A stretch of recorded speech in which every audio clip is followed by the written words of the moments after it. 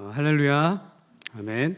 오늘도 하나님이 부르신 이 수요 성서 강해를 통하여서 다시 한번 우리를 향하신 하나님의 그 크신 사랑을 깨닫고 또 경험하는 그런 귀한 시간이 되어지길 소망합니다. 우리 좌우 옆분들과 좀 사랑의 인사를 나누도록 하겠습니다. 주님의 이름으로 사랑합니다. 잘 오셨습니다. 네, 인사 나누겠습니다. 네. 특별히 계속해서 고난 주간 우리 특별 새벽 기도회로 우리가 모여서 예배하고 있습니다. 고난 기간, 고난 주간을 통하여서 하나님의 사랑, 그 예수 그리스도의 십자가 은혜를 묵상하고 그 사랑 가운데 회복될 수 있는 우리 모든 교회와 성도들 되시기를 소망합니다. 오늘 요한복음 12장 본문의 말씀은 너무나 유명한 말씀이죠. 네, 나사로의 여동생인 그 마리아가 자신이 가지고 있었던 옥합을 예수님께 부어드리고 또 깨트린 그 사건을 우리에게 말씀하고 있습니다. 이 사건은 다른 공간 복음서인 이제 마태복음 26장과 또 마가복음 14장에서도 똑같이 기록되고 있는 것을 우리가 볼 수 있는데, 그렇게 반복돼서 또 여러 책에 기록되어져 있다라는 것은 그만큼 이 사건이 어떻다는 거예요? 중요하다라는 것을 상징하고 있는 것이죠. 그렇다면 이 사건이 왜 그렇게 중요한 사건인가? 그것은 바로 향유를 예수님께 부은 이 마리아의 그 행위가 오늘 예수님의 죽으심과 그 장례를 예표하고 있기 때문에 그렇습니다. 그래서 이러한 마리아의 행동에 대해서 예수님께서는 오늘 본문에서 이렇게 말씀하고 있죠. 7절에서 이렇게 이야기합니다. 예수께서 이르시되 그를 가만두어 나의 장례할 날을 위하여 그것을 간직하게 하라라는 것으로 말씀하고 있죠. 그리고 마태복음 12장에서는 더욱더 분명하게 예수님께서 말씀하고 있습니다. 마태복음 12장에서 이렇게 이야기합니다. 이 여자가 내 몸에 이 향유를 부은 것은 내 장례를 위하여 함이니라 라고 말씀하고 있습니다. 그렇습니다. 예수님은 마리아가 자신에게 향유를 부은 것에 대해서 이것은 자신의 죽음을 위한 행동이었다라는 것을 우리에게 말씀하고 있는 것이죠. 그렇다면 우린 여기서 예수님의 이러한 말씀에 대해서 한 가지 궁금증을 갖게 되어집니다. 정말 마리아는 예수님이 죽으실 것을 알고 미리 알고 그것을 준비하기 위해서 오늘 향유를 깨트린 것인가? 라는 질문이죠. 여러분 어떻게 생각하시죠? 마리아는 예수님의 죽으심을 알고 있었기 때문에 오늘 향유를 깨트렸다. 여러분 그렇게 생각하고 있습니까?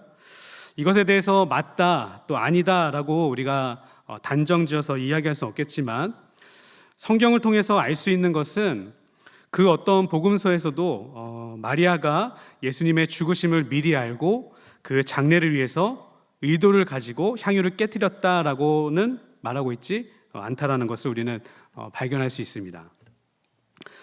좀 더 자연스러운 해석을 위해서 이제 11장의 사건과 함께 오늘 이 마리아의 행동에 대해서 함께 살펴보게 되어지면, 요한복음 11장에서는 이제 죽은 나사로가 다시 살아나는 사건이 기록되어져 있습니다. 성경은 그가 이미 죽은 지 오래되어서 그 몸에서 부패한 냄새까지 나고 있다라는 것을 말하면서 나사로가 분명히 죽었다라는 것을 보여주고 있는 것이죠. 그렇다는 것은 나사로는 단순히 어떤 혼수 상태에 있었던 것이 아니라 그는 분명하게 죽었고 그 시신까지 장례했다라는 것을 이야기하고 있습니다.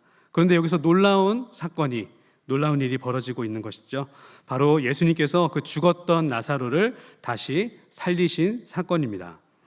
이렇게 죽었던 나사로가 다시 살아나는데 이 얼마나 놀랍고 감격스러운 그 일들을 마리아와 그 마르다는 또 거기에 모인 모든 사람들은 보고 경험할 수 있었겠습니까?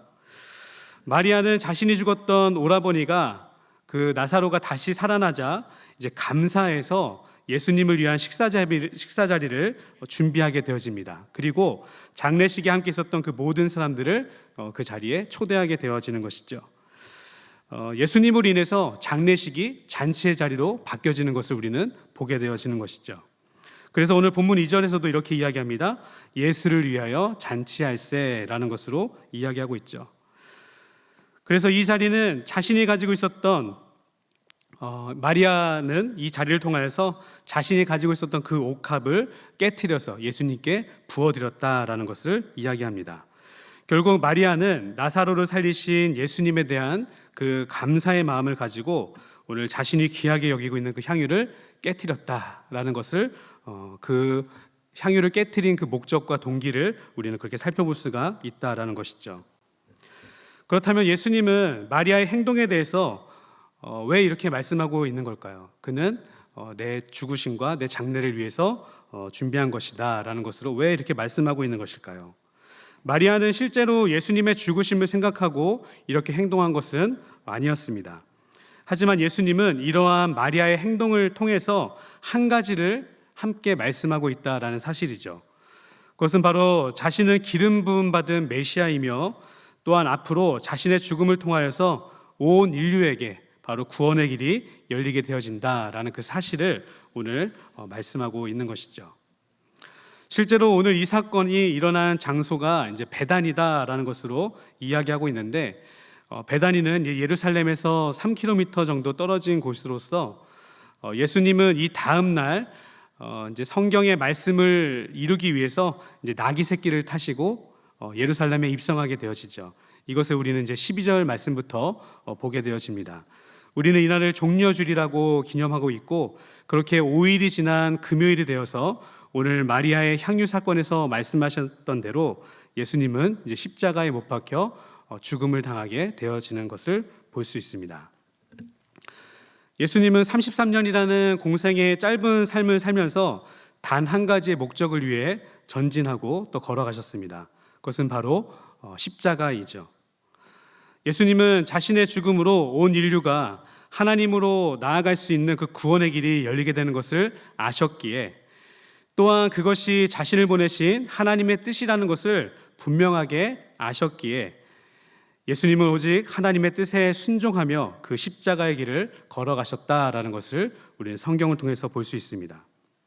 그리고 결국 십자가를 통해서 하나님의 구원이 완성되어지며 또 하나님의 영광이 드러나게 되는 것을 우리는 보게 되어지는 것이죠. 이것을 오늘 마리아의 향유 사건을 통해서 예수님은 그것을 이루기 위해서 이 여자가 나를 위해서 준비했다라는 것으로 말씀하고 있는 것입니다. 이처럼 마리아는 기쁨이 넘치는 그 잔치 자리 중에서 모든 사람이 보는 앞에서 가지고 있었던 향유를 깨뜨려 예수님의 발에 붓고 자신의 머리털로 예수님의 발을 닦았다라는 것을 말씀하고 있습니다. 우리 3절 말씀을 함께 읽어볼까요? 네, 본문 3절 말씀을 함께 읽어보겠습니다. 함께 있습니다. 마리아는 지극히 비싼 향유 곧 순전한 나드 한 근을 가져다가 예수의 발에 붓고 자기 머리털로 그의 발을 닦으니 향유 냄새가 집에 가득하더라. 아멘. 그렇다면 오늘 예수님께 부어진 이 향유는 어떠한 향유였을까? 네, 우리 먼저 좀 살펴봐야 될 것입니다. 먼저 이 본문은 이 향유에 대해서 지극히 비싼 향유다라는 것과 또 이 향유는 순전한 나드 한 근이다라는 것으로 덧붙여서 설명하고 있습니다. 성경에서 나드 향유라는 단어가 나오는 곳이 한 군데 또 있는데 바로 이제 아가서이죠. 아가서는 솔로몬 왕과 이제 우리가 잘 알고 있듯이 술람미 여인의 사랑을 표현하는 책으로서 궁극적으로 이스라엘을 향하신 하나님의 사랑을 나타내고 있는 것이 바로 아가서의 말씀입니다. 여기 아가서에서는 이런 향품이라는 단어가 3번 나오게 되어지는데 모두 오늘 본문의 나드 향유와 같은 그 단어로 3번이 사용되어졌다라는 것을 볼 수가 있습니다. 이스라엘 민족이 누렸었던 가장 풍요로운 시대가 있었습니다. 언제였죠? 그렇죠. 바로 솔로몬 시대였죠. 나드 향유는 이스라엘 그 자체에서 생산되지 않는 향유였기 때문에, 그리고 이것은 오직 인도에서만 나오는 아주 귀한 향유였기 때문에 이것을 가지고 위해서는 인도에서 이제 수입을 해야 되는 상황이었죠. 굉장히 비쌌다라는 것을 우리는 알 수가 있습니다. 하지만 모든 것이 풍족하고 또 풍요로웠던 이 솔로몬 왕, 이 시대 가운데서는 이 향유를 수입해서 솔로몬이 사용했다라는 것을 아가서를 통해서 보여주고 있는 것이죠. 이렇게 값비싼 향유였기에 이 향유는 오로지 왕에게만 사용했다라는 것을 또한 우리는 알 수가 있습니다. 이처럼 마리아는 왕에게만 사용했었던 이 나드 향유를 오늘 예수님께 부어드렸다. 네, 이것을 통해서 우리에게 말씀하고 있는 것은 예수님이 자신의 왕이다라는 사실을 그녀는 고백하고 있다라는 것이죠. 그리고 더 나아가서 예수님은 나뿐만 아니라 온 인류를 구원하시는 왕이시며 메시아다라는 사실을 오늘 고백하고 또 나타내고 있다라는 것입니다. 이 향유가 또 한 번 등장하는 곳이 있습니다. 그것은 우리가 잘 알고 있는 이제 동방박사를 통해서 우리가 이 향유를 보게 되어지는데, 동방박사가 아기 예수님이 계신 곳으로 가게 되어질 때 세 가지를 가져가게 되죠. 무엇을 가져가죠? 첫 번째, 황금, 유향, 모략, 이 세 가지를 가지고 예수님 향해서 나아가게 됩니다. 그 중에 이 모략이 오늘 마리아가 깨트린 이 향유와 같다라는 것을 우리는 또한 볼 수가 있습니다. 모략이라는 것은 주로 시신의 부패를 막아주는데 사용했고요. 또한 마취제로도, 고통을 줄여주는 그 마취제로도 사용했다라는 것을 성경은 이야기하고 있습니다. 그래서 예수님이 십자가에서 죽으신 후에 그 장례를 보여주고 있는 이 요한복음 19장에서는 니고데모가 모략을 가지고 나와서 유대인의 장례법대로 예수님의 장례를 치르고 있는 모습 또한도 우리에게 보여주고 있는 것이죠. 이러한 향유가 가진 특징을 가지고 오늘 마리아를 향해서 예수님은 자신의 장례를 준비하는 그 행동이다라는 것을 또한 함께 말씀하고 있다라는 것이죠. 또 오늘 본문 5절에서도 이 향유에 대해서 그 값을 이렇게 이야기합니다. 이 향유는 300데나리온이다라는 것을 이야기하고 있죠. 이것을 다른 성경 번역에서는 이제 한 사람의 임금이다라고 말하고 있는데, 당시 1데나리온이 한 사람이 얻을 수 있는 하루 임금이었다라고 해요. 그래서 결국에는 이 300데나리온이라는 것은 1년치 임금이다. 한 사람이 열심히 벌어서 일할 수 있는 1년치 임금이다라는 것을 알 수가 있죠. 결국 마리아가 예수님께 부어드린 이 향유는 한 사람의 1년치 연봉에 해당하는 그렇게 값진 것이었다라는 것을 우리에게 이야기하고 있습니다. 결코 함부로 깨트려 버릴 수 없는 그렇게 가치를 가지고 있는 향유였다라는 것을 보여주고 있는 것이죠. 하지만 마리아는 어떻습니까? 아낌없이 자신이 가지고 있었던 이 향유를 예수님을 위해서 깨트리고 있는 것을 볼 수가 있습니다. 이렇게 값비싼 향유를 예수님께 부어드리자 또 새로운 한 사람이 등장하죠. 바로 가롯 유다입니다.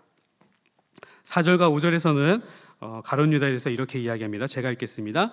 제자 중 하나로서 예수를 잡아줄 가롯 유다가 말하되 이 향유를 어찌하여 300데나리온에 팔아 가난한 자들에게 주지 아니하였느냐라고 이야기합니다. 먼저 본문에서는 가롯 유다에 대해서 예수님을 잡아줄 가롯 유다라고 이야기하고 있습니다. 이제 실제로 오늘 요한복음에서는 나오고 있지 않지만 같은 본문인 이제 마태복음과 마가복음에서는 이 사건 뒤에 이제 곧바로 가롯 유다가 예수님을 팔기 위해서 대제사장에게로 가는 그 모습을 여러분 확인하실 수가 있을 것입니다. 이렇게 등장한 가룟 유다는 마리아를 꾸짖으면서 이야기를 하죠. 너는 왜 이것을 팔아서 가난한 자들에게 나눠주지 않고 이렇게 허비하느냐, 이렇게 낭비하느냐라는 것을 이야기합니다. 300데나리온의 가치를 가진 이 귀한 것을 마리아가 어떻게 해요? 잘못 사용했다라는 것을 꼬집고 이야기하고 있는 것이죠. 여기에서 가난한 자들을 위해서 이것을 사용해야 한다라는 것은 이제 이러한 가룟 유다의 말은 꽤나 훌륭해 보이기 하지만 사실 그의 마음은 가난한 자들에게 있었던 것 또한 아니었습니다. 성경은 가룟 유다의 본심에 대해서 이렇게 이야기하고 있습니다. 6절입니다. 이렇게 말함은 가난한 자들을 생각함이 아니요 그는 도둑이라 동궤를 막고 거기 넣는 것을 훔쳐 가밀어라 라고 이야기하고 있습니다. 가룟 유다의 관심은 어디에 있었습니까? 가룟 유다의 관심은 오직 가난한 자들에게 있었던 것이 아니었습니다. 그의 관심은 오직 자신의 이익에만 있었다라는 것을 성경은 분명하게 말씀하고 있는 것이죠. 이것을 헌금으로 예수님께 드리기만 했어도 어느 정도 자신이 유익을 얻을 수 있었다. 그것이 사라지게 되어지자 오늘 가룟 유다는 마리아를 향해서 분노하며 말하고 있는 것을 볼 수 있는 것이죠. 결국 오늘 가룟 유다를 통해서 성경은 우리 안의 죄성을 함께 보여주고 있습니다. 그것은 바로 우리 안에 있는 세상적인 욕심과 또 탐심이죠. 가룟 유다를 통해서 그 어떠한 것으로도 채울 수 없는 그 인간의 욕심, 그 연약한 모습을 우리에게 함께 보여주고 있는 것입니다. 결국 그는 어떠한 결말을 맞이하게 되어집니까? 그는 결국 그 욕심을 채우기 위해서 은 20에 예수님까지도 팔아버리게 되는 결정을 하게 되어지죠. 그리고 그것에 후회하며 이후로는 자신의 생명까지도 포기하는 모습을 성경은 우리에게 보여주고 있습니다. 이처럼 본문은 마리아 향유 사건을 통해서 마리아와 가룟 유다라는 서로 다른 두 인물의 대조적인 모습을 우리에게 함께 보여주고 있습니다. 마리아는 자신의 전부를 아낌없이 예수님께 내어드렸다면 가룟 유다는 그 귀한 것이 예수님께 사용되었을 때 그것을 손해로 여겼다라는 것을 성경은 이야기하고 있는 것이죠. 오늘 본문은 똑같은 현상 속에서 마리아와 가룟 유다라는 서로 다른 모습을 우리에게 보여주고 있는 것입니다. 똑같은 상황이지만 어느 누구에게는 기쁨이 되어지고 또 어느 누구에게는 그것을 손해로 여긴다라는 것입니다. 왜 그렇습니까? 사람들마다 마리아와 이 가룟 유다의 그 마음 가운데 있는 그 가치가 서로 달랐기 때문에 그렇습니다. 가치라는 것은 사랑이라는 본질에서 시작되어지는 것을 우리는 볼 수가 있습니다. 즉 사랑하지 않는 것에 대해서 우리는 결코 가치 있는 것으로 여기고 있지 않다라는 것이죠. 우리는 어떤 것이든 가치 있다 여기는 것에는 기쁨으로 내어드릴 수 있지만 아무리 작은 것이라도 내가 무가치하다 여기는 것에는 어떻게 해요? 그 어떠한 작은 것도 내어드리지 못한다라는 것을 우리는 경험하고 있는 것이죠. 이러한 관점에서 함께 보게 되어지는 것이 바로 하나님의 사랑입니다. 하나님은 우리 한 사람 한 사람을 너무나 가치 있는 존재로 여기셨다라는 사실이죠. 그래서 예수님께서는 우리를 사랑하시되 끝까지 사랑하셨다라고 말씀하시고 또 로마서에서는 여전히 죄인인 우리를 위해서 자기 아들을 죽이심으로 우리에 대한 사랑을 보여주셨다라는 것을 우리에게 말씀하고 있습니다. 이렇게 예수님은 우리를 위해서 이렇게까지 사랑하셨는데 저와 여러분을 그렇게 가치 있는 존재로 예수님께서는 사랑하고 바라보고 있다라는 것을 성경은 우리에게 이야기하고 있다라는 것이죠. 하지만 여러분 우리는 어떻습니까? 우리는 그 사랑에 예수 그리스도의 그 사랑에 감사하며 하루하루를 살고 있습니까? 우리는 지금도 가룟 유다처럼 하나님께 나의 드리는 것이 그저 손해로만 여기면서 살고 있지는 않냐는 것을 우리는 다시 한번 돌아봐야 할 것입니다. 하나님께서 우리를 위해 독생자이신 그 예수 그리스도를 아낌없이 주셨던 것처럼 우리 역시 나의 전부를 하나님 앞에 드릴 수 있는 그런 귀하고 복된 믿음의 삶이 되어지기를 소망합니다. 분명한 것은 우리는 하나님께 드렸을 때 기쁨을 누릴 수 있는 존재라는 사실입니다. 마리아가 예수님께 향유를 드리고 나서 여러분 생각해 보십시오. 마리아가 기뻤겠습니까? 아니면은 그 즉시 후회했겠습니까? 아무리 가룟 유다가 마리아의 행위를 정죄하고 또 판단했을지라도 그녀의 마음은 흔들리지 않았습니다. 왜냐하면 하나님이 주시는 그 기쁨으로 마리아의 마음은 가득 차 있었기 때문에 그렇죠. 이렇게 우리의 것을 하나님께 드릴 때 하나님은 우리 안에 기쁨과 만족으로 채워주시는 분이신 것을 믿으시기 바랍니다. 이것은 아주 간단한 원리입니다. 가득 차 있는 것에는 이제 더 이상 새로운 것이 들어갈 수 없듯이 우리 안에 새로움이 부어지기 위해서는 우리 안에 채워져 있는 것이 비워져야 한다라는 그 원리와 같다라는 것이죠. 즉 우리의 유익을 위해서 세상의 꽃을 놓지 않고 그렇게 붙잡고만 살아간다면 우리는 더 이상 하나님이 주시는 새로운 은혜를 경험하기 어려운 상태다라는 것을 우리는 깨달아야 할 것입니다. 하지만 우리가 세상의 것은 내려놓고 하나님께 우리의 모든 것을 쏟아버릴 때 또 내어드릴 때 그때 우리는 하나님 안에 하나님께서 주시는 기쁨과 만족을 누리게 되어진다라는 것을 성경을 이야기하고 있는 것입니다. 우리가 나의 것을 하나님 앞에 드릴 때 우리 안에 기쁨으로 가득 차게 되어진다는 이 사실을, 이 원리를 다시 한번 믿고 우리의 것을 하나님 앞에 내어놓을 수 있는 저와 여러분들의 신앙이 되어지기를 소망합니다. 오늘 본문을 통해서 성경은 우리에게 이렇게 질문하고 있습니다. 우리는 하나님을 위해서 얼마나 나의 것을 하나님 앞에 드리며 살고 있느냐라는 질문이죠. 나를 구원해 주시기 위해서 내어주신 그 하나님의 사랑을 바라볼 때 우리는 나의 것을 더 이상 소중한 것으로, 더 이상 가치 있는 것으로 여기지 않게 되어질 것입니다. 그리고 그것을 기꺼이 하나님 앞에 드리게 되어질 것입니다. 그리고 우리는 하나님 앞에 받은 그 은혜에 감사하며 주 예수보다 더 귀한 것은 없습니다 라고 찬양하며 하나님을 높이고 영광 올려드릴 수 있는 삶을 살아갈 수 있게 되어질 것입니다. 우리는 하나님 앞에 얼마나 손해를 보며 살아가고 있습니까? 저는 오늘 이 시간 여러분들께 이렇게 권면하고 싶습니다. 하나님 앞에 손해보는 삶을 사시기를 바랍니다. 여전히 가룟 유다처럼 하나님을 통해 내 유익을 채우려는 삶이 아니라 오늘 마리아의 모습처럼 나의 전부를 내어드리고 그렇게 하나님의 기쁨으로 충만한 삶을 살 수 있는 저와 여러분들 되시기를 소망합니다. 이것이 바로 아름다운 손해이며 이때 우리 안에 하나님의 기쁨으로 충만하게 될 것을 믿습니다. 기도하겠습니다.